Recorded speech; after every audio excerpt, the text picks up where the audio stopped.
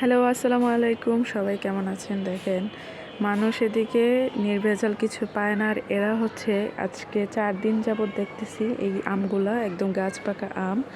ওরা না খাচ্ছে নাকি কাউকে দিচ্ছে। আসলে আমার অনেক খারাপ লাগতেছে দেখে। একদমই ফরমালিন মুক্ত এই যে গাছ পাকা আম, গাছে আরও অনেক আম আছে, বাট ওরা কাউকে দেয়ও না, নিজেরাও নেয় না। কি একটা অবস্থা দেখেন, টিনের উপর এভাবে পড়ে আছে সবগুলা পাকা পাকা আম। একদম আমার খুব খারাপ লাগতেছে দেখে।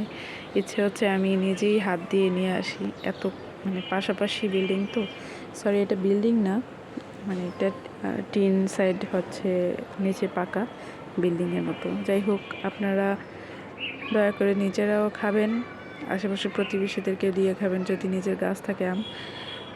কতগুলো আম মাশাআল্লাহ, সব পেকে আছে এই যে।